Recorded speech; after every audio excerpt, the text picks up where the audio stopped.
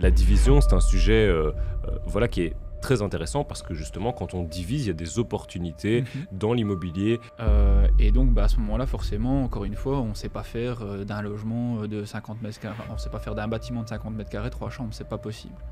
Donc ça déjà, il y a des réglementations au niveau des superficies. Quelles sont les règles lorsqu'on veut changer une affectation? Donc imagine, on a un commerce, on se dit ok, ce commerce, on voudrait le transformer en un appartement. À quoi on va être exposé et sur quoi va devoir intervenir l'architecte? Alors l'architecte n'est pas garant de l'accord du permis. Ça c'est hyper important. Donc ça veut dire qu'il faut au maximum se prémunir des avis de l'ensemble des services, parce qu'en fait si vous déposez un deuxième permis, logiquement vous devez le payer. Allez, bienvenue dans cette partie 2 avec Monsieur Luigi, l'architecte des architectes. Luigi, on va parler de réussir sa division immobilière, parce que la division, c'est un sujet voilà, qui est très intéressant, parce que justement, quand on divise, il y a des opportunités dans l'immobilier, eh bien, notamment dans le cadre de l'achat-revente, mais également dans le cadre de l'investissement, qui sont deux choses qui finalement ne sont pas à opposer à mon sens, mais qui justement peuvent être complémentaires. Il y a des opportunités. Maintenant, j'aimerais revenir avec toi sur, dans un premier temps, quels sont les aspects réglementaires essentiels que tu aimerais mettre en avant et sur lesquels tu aimerais faire part de tes lumières et de ton expérience concernant la division immobilière. Alors en termes de réglementation, bon déjà il faut bien se dire une chose, il y a des minima en superficie pour les logements qui sont requis. Et ces minima, ils sont aussi propres à chacune des communes. En fait, il y a des logements où on va par exemple parler de la commune de Charleroi, va demander des logements de minimum 60 mètres carrés de zone de vie voilà, ou 60 mètres carrés au total pour certaines autres communes. Est-ce que tu peux préciser ce que tu entends par zone de vie? Zone de vie, alors la zone de vie, c'est le séjour, cuisine, salle à manger, salon, plus les chambres. Okay. C'est tout. Et donc à ce moment-là, forcément, encore une fois, on ne sait pas faire d'un logement de 50 mètres carrés, on ne sait pas faire d'un bâtiment de 50 mètres carrés, 3 chambres, c'est pas possible. Donc ça déjà, il y a des réglementations au niveau des superficies. Autre chose, c'est que quand on fait une division, ça veut dire certainement qu'on fait des communs. Ça veut dire qu'on crée un espace commun à tous les logements. Et donc, qui dit commun, dit pompier. C'est systématique. Donc, ça veut dire qu'au préalable, lorsqu'on fait, par exemple, un avis préalable auprès de la commune, il est super intéressant d'aller faire un avis préalable auprès des pompiers également. Ils ont un service qui est dédié à ça, qui vont vous répondre de manière plus ou moins rapide aussi, comme la commune. C'est toujours un peu le combat, mais c'est hyper important. C'est hyper important. Ils vont vous demander, par exemple, de cloisonner en fait justement ces espaces communs par rapport aux logements qui constituent en fait le bien, avec des parois qui sont anciennement RF, résistantes au feu. Maintenant, on les appelle EI. EI 60 pour 60 minutes, EI 30, 30 minutes, enfin soit. Avec peut-être potentiellement des besoins je ne reviens plus sur le mot. D'exutoire de fumée. Mais globalement, ils vont mettre en avant cet aspect qu'on peut appeler de compartimentage de chacune des unités, de façon à ce que, si on veut simplifier, s'il y a le feu au sein d'une unité, le feu ne se propage ni dans les communs, ni dans les unités qui sont adjacentes. C'est ça. Et donc, il y a cet aspect-là qui sera effectivement mis en avant. Et donc, après aussi, comme tu le dis, dans la conception, prévoir s'il y a besoin, bon, ça se trouve surtout dans les bâtiments d'une certaine envergure, mais d'avoir des issues de secours, s'il y a besoin d'avoir des escaliers extérieurs pour permettre une évacuation des habitants, etc. Et dans tous les cas, en fait, de pouvoir permettre un accès pompier. Aussi, c'est ça. Parce que le bâtiment doit être conçu de manière à ce que les pompiers puissent accéder dans chacune des unités en cas d'incendie. On va demander qu'il y ait au moins une façade de chacun des logements qui soit accessible pour les pompiers. Ça, c'est une règle, quoi. Donc, et c'est hyper important. Donc, on ne peut pas mettre un logement devant et mettre un couloir et mettre un deuxième logement à l'arrière. Dans le cas où on se trouve sur des habitations mitoyennes de manière globale à rue. Voilà, c'est un peu ça l'idée. Donc on va plutôt favoriser des logements dits traversants, Mhm. Et donc ça joue aussi dans la conception du bien lors de la division. Et donc la position de la circulation, elle est primordiale lors de division. Parce que si forcément la circulation elle est en façade avant, parfois on ne sait pas forcément aller à l'arrière du bâtiment quand on se trouve sur un bâtiment étroit, et là ça devient compliqué de diviser en un nombre déterminé de logements. Donc ça. Et puis il y a également, on en parlait aussi tout à l'heure, c'est le besoin en parking. C'est aussi une demande de la commune. Voilà, on peut pas diviser en 4 logements une rue qui est déjà inondée de voitures. De toute façon, il y aura certainement, vu que c'est à rue, une demande de publication. Donc ça veut dire quand on émet une demande de permis d'urbanisme, il y a un document qui est fourni par la commune, que vous devez mettre justement à votre fenêtre pour avertir le public qui se trouve à proximité de chez vous qu'il y aura un projet là. Et eux peuvent venir mettre des réserves. Le public, peut venir mettre des réserves sur votre projet, quoi. Et j'ai une question concernant cette affiche. Ça doit être affiché combien de temps? Il y a une période d'1 mois. Ok. Et après, elle doit être retirée. Elle peut être retirée. Elle peut être retirée. Et la commune peut vérifier. La commune vérifie. Vérifie. Oui. Ok. La commune vérifie quand elle est mise et quand elle est retirée. Ok. Et si, dans le cas où vous n'avez pas mis cette affiche, votre permis peut être refusé directement. Ok. C'est recto. Donc ce sont quand même des éléments qui sont importants à prendre en compte. C'est super important. Ok. Donc ça, c'est souvent quand, par exemple, vous avez...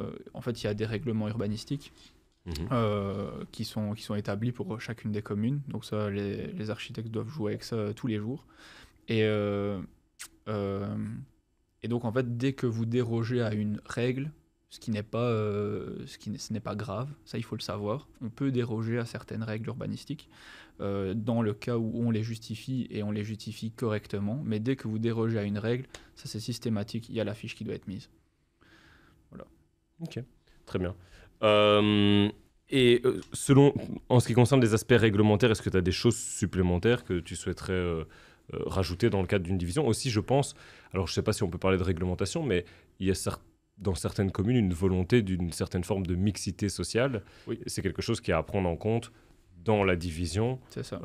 Et peut-être tu peux détailler un peu ce point-là. En fait, à partir du moment où on a beaucoup de logements, donc après, c'est subjectif aussi à chacune des communes, mais si maintenant vous devez diviser votre logement, en 5 unités, par exemple, on va prendre un cas concret, 5 unités, la commune va peut-être pas forcément être favorable à faire 5 unités de logement une chambre.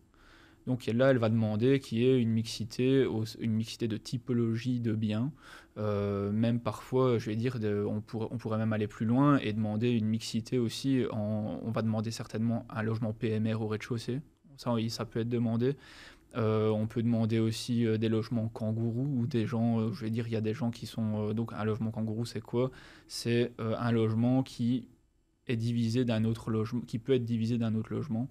Et souvent, on met les personnes âgées dedans. Comme ça, il y a les enfants qui ont quand même un regard sur la personne plus âgée qui se trouve dans l'autre logement, mais toujours à côté, à proximité, quoi.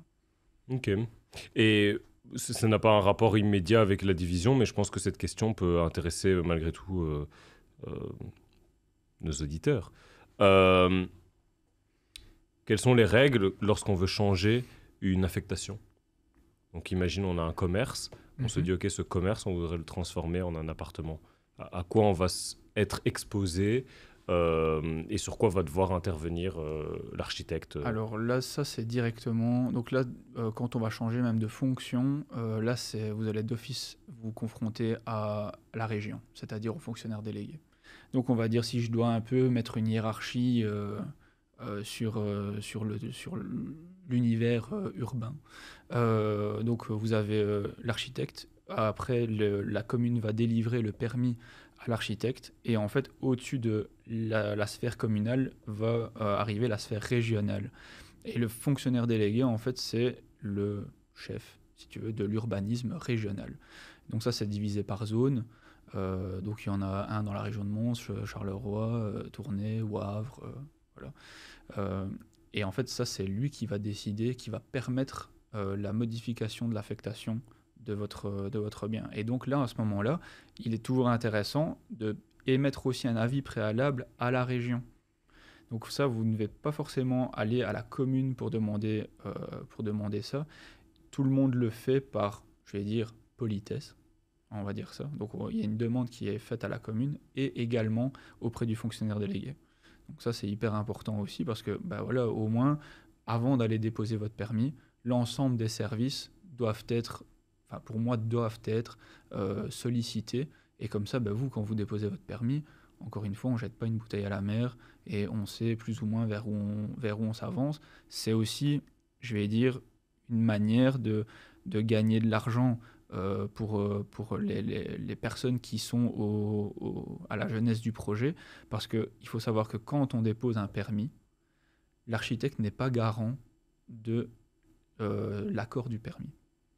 Ça, c'est hyper important. Donc ça veut dire qu'il faut au maximum se prémunir des avis de l'ensemble des services, parce qu'en fait, si vous déposez un deuxième permis, logiquement, vous devez payer, vous devez le payer. Donc là, vous avez perdu et du temps et de l'argent. Mhm, mhm.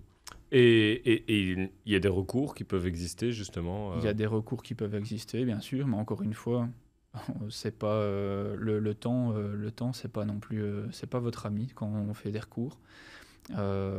Mais ça peut se faire. J'en ai déjà gagné. J'ai déjà gagné des recours lorsque c'était je vais dire, les propos qui avaient été mentionnés pour refuser le permis étaient selon moi abusifs. Et donc bah voilà, le client était d'accord de partir en recours. Et donc là, à ce moment-là, c'est parti, quoi. Et donc là, il y a une commission qui est mandatée avec, entre guillemets, nous, architectes et clients d'une part, et la commune de l'autre part, et et après on présente le projet, et il y a une décision qui est prise. Encore une fois, c'est dans la sphère régionale que c'est décidé. Mhm. Ok. Et comment, justement, de façon pragmatique, l'architecte il va aider l'investisseur dans le cadre d'une division? Bah déjà, il faut savoir que bah, son expérience, déjà, elle va être hyper intéressante. Bon, c'est pour ça que je vais dire quelqu'un qui va avoir de l'expérience dans les domaines dans lesquels dans lesquels va se trouver le projet, ça va être primordial aussi. C'est une aide précieuse, terrible. Mais après, souvent, il y a les honoraires qui vont avec. Donc après, chacun va prendre le risque là où il veut. Parce qu'il y a des gens qui sont spécialisés en rénovation, il y a des gens qui sont spécialisés en patrimoine, il y a des gens qui sont spécialisés en promotion immobilière et des gens qui sont même spécialisés en division. Donc le choix de l'architecte et son expérience, ça va être lui faire confiance déjà, ça va être primordial selon moi. Ok. Et c'est quoi justement, parce que tu as parlé donc des critères qui étaient excluants, mais c'est quoi les critères qui sont positifs ou les indicateurs qui vont nous dire, ok, là on est face à un projet où une division justement sera possible, a priori? Encore une fois, je pense que quand on arrive sur un bâtiment qui peut permettre la création de 2 logements confortables, quand j'entends confortable, encore une fois, il faut voir l'agencement, etc. Ça ne veut pas dire, comment je vais dire, c'est pas parce que vous avez un espace capable de 80 mètres carrés qu'on sait forcément faire un logement en l'état. Peut-être qu'il y a des modifications, je vais dire bouger une cloison, donc est-ce qu'il y a de la stabilité, etc. Ça, c'est dans la faisabilité du projet. Mais comment si maintenant il y a cette capacité je vais dire, en termes de volume, voilà, et que encore une fois, au niveau pompier, au niveau de la circulation, le positionnement, les planètes s'alignent, bah voilà, il n'y a pas de problème. Si maintenant il y a même parfois, on se trouve sur, je parlais dans l'autre épisode, dans l'autre partie de maisons de maître, parfois elles sont un petit peu en retrait, vous avez de la place de parking devant, vous avez des grandes baies, vous avez de la luminosité, vous dérangez personne, vous avez des espaces capables et la commune est favorable à la création de logements 2 chambres, par exemple. Tout est OK. Mais ça, comment on va savoir justement, parce que certaines, comment dire, certains ont dit, vont dans le sens comme quoi justement les communes n'aiment pas qu'on divise les logements. les communes n'aiment pas trop diviser les logements. Les gens veulent forcément, je vais dire, ce qui se passe, c'est que les gens qui divisent sont souvent des investisseurs. Et donc les investisseurs sont souvent comparés aussi, on peut dire le mot, à des marchands de sommeil. Donc à ce moment-là, c'est de la mauvaise pub en fait. C'est de la mauvaise pub. De toute façon, les communes préfèrent qu'on divise un logement, je vais dire en 2 ou en 3 sur un bâtiment qui est à l'abandon. Je veux dire, eux n'ont pas d'intérêt à garder un logement vide, je vais dire, qui se trouve là dans leur commune et qui sert à rien. Donc il faut bien se dire que voilà, donner une fonction et donner une vie à un bâtiment, ben, c'est aussi dans l'intérêt de la commune. Donc ça, il faut pas l'oublier. Donc, on pourrait dire d'ailleurs que finalement, les investisseurs peuvent, dans certaines situations, être des bienfaiteurs finalement pour la ville, Bien sûr. dans le sens où ils amènent une forme, dynamique. voilà, une dynamique, une forme de rénovation et d'amélioration globale de la ville. Ah oui, c'est sûr. Ouais, on voit sur certains quartiers où voilà, il y a des nouveaux quartiers qui poussent et qui amènent forcément un tas d'autres services. Au sein de la ville, comme je vais dire des fonctions tertiaires, comme des restaurants, des magasins, et qui sont pour moi un bienfait pour les gens autour. On a de la mobilité qui va venir s'ajouter. Donc là, on ne parle pas forcément de marchands de sommeil systématiquement. Et donc, c'est pour ça que je pense aussi qu'il faut voir la commune, l'administration comme étant un partenaire et pas comme étant un adversaire. Non, ça c'est clair. Mais c'est vrai aussi que la commune parfois voit les investisseurs comme des adversaires parce qu'ils veulent trop diviser, etc. Donc ça, en fait, c'est une mauvaise casquette. Ou parce qu'ils gagnent de l'argent. Ou parce qu'ils gagnent de l'argent, ça c'est un débat qui ne me concerne pas. Ok.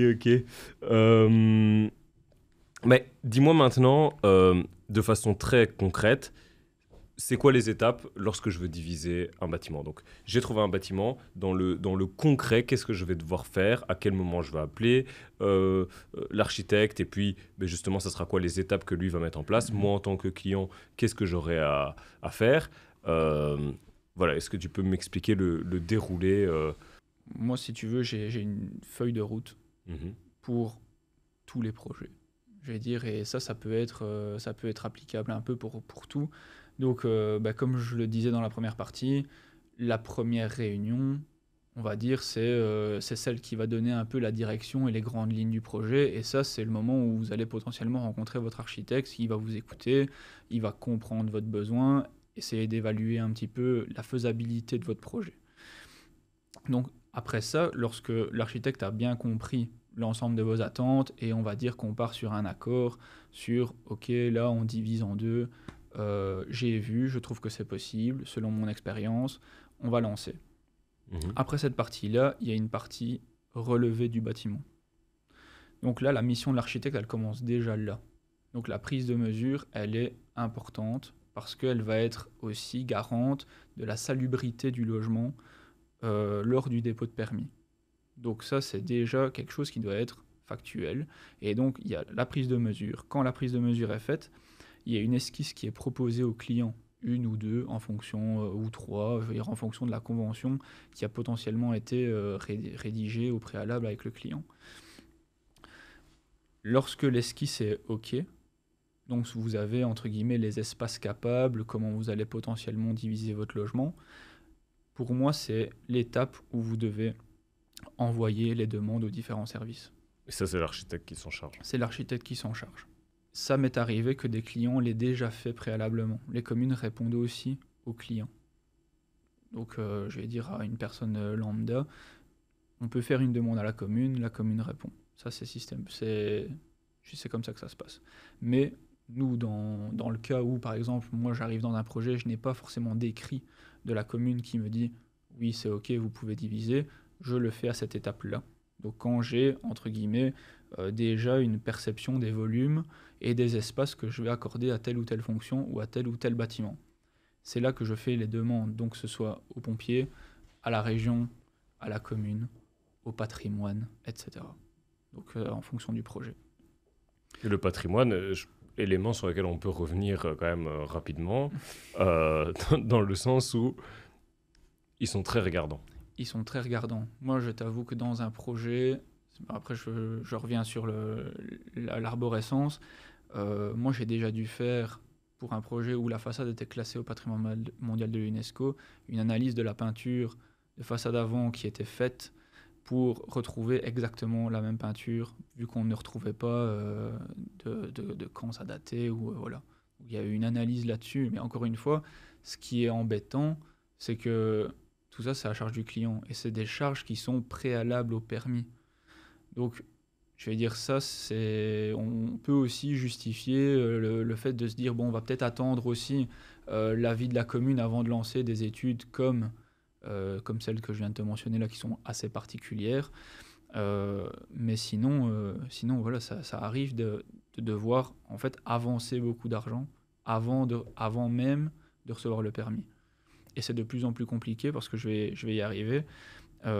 Parce que lorsque également on passe cette étape, donc ça veut dire qu'on reçoit les avis, on va dire dans le cas idéal, on reçoit des avis favorables de l'ensemble des services.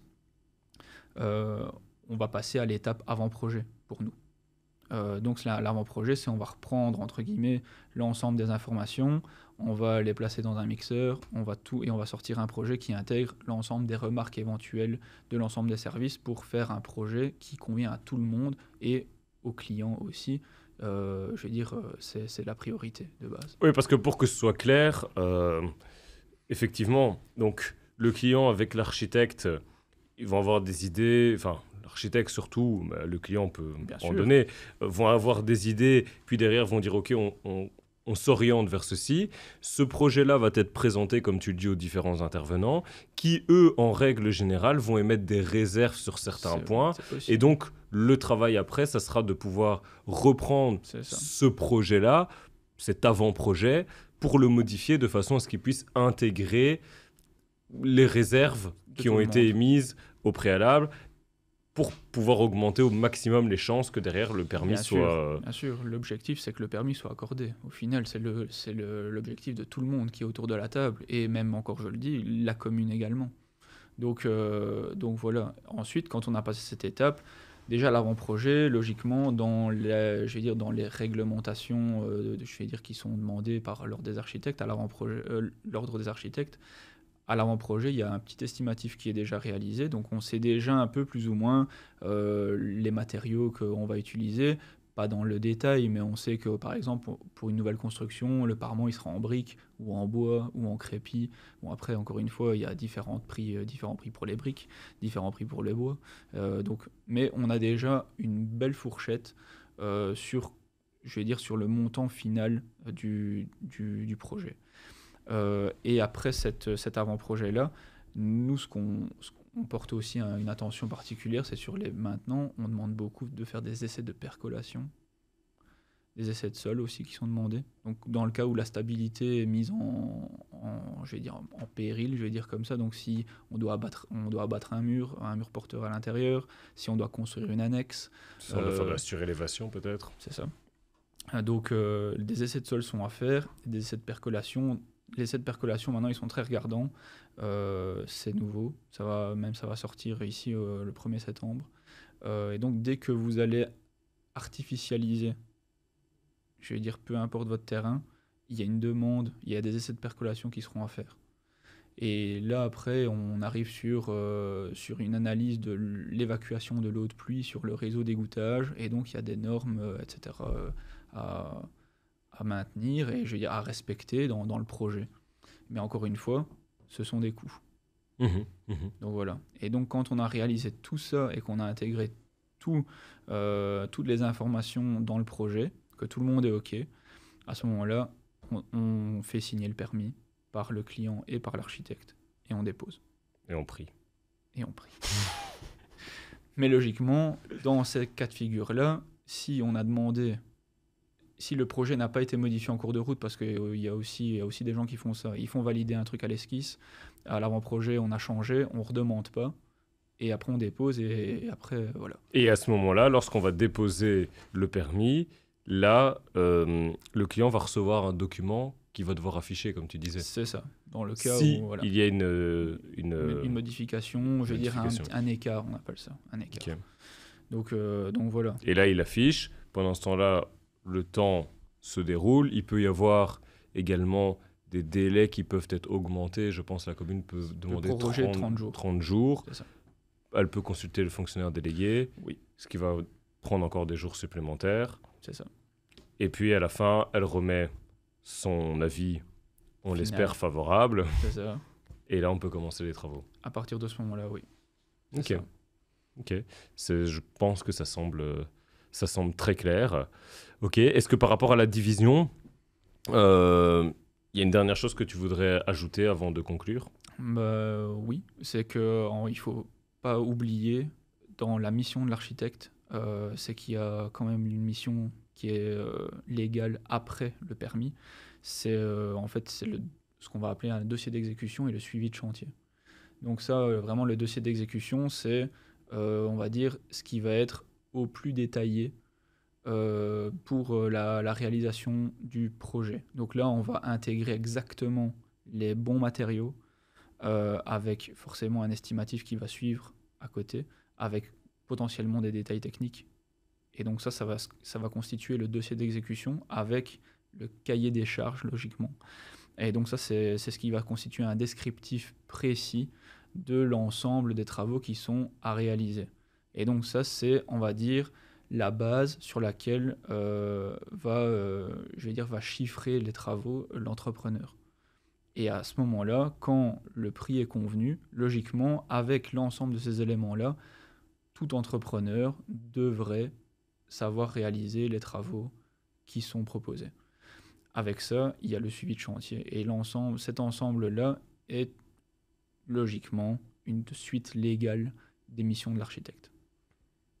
Et quand tu dis le cahier des charges, ce cahier des charges, il va être donc déterminé par l'architecte de façon à correspondre à ce qui a été introduit dans le permis, c'est ça. Pour justement faire écho à ce que tu disais au départ, qui était que certains matériaux sont déjà précisés dans le permis, etc. Et que là, il y a finalement la manière dont on va mettre tout ça en œuvre, qui est détaillée pour que l'entrepreneur puisse derrière exécuter de la façon la plus adéquate le travail.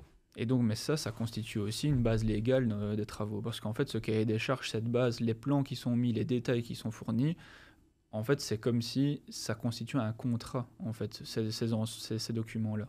Et donc, ça pourra constituer une base de discussion en cours de chantier lorsque l'entrepreneur dira « mais moi, ça, j'avais pas compris dans mon offre » ou « ça, c'était pas prévu » ou voilà. Donc, tout ça, en fait, ça émet aussi des garanties sur le fait de figer le budget des travaux. Et donc, en fait, c'est le fait de procéder à toutes ces étapes-là dans l'ordre, ben ça permet aussi de verrouiller au maximum le budget des travaux.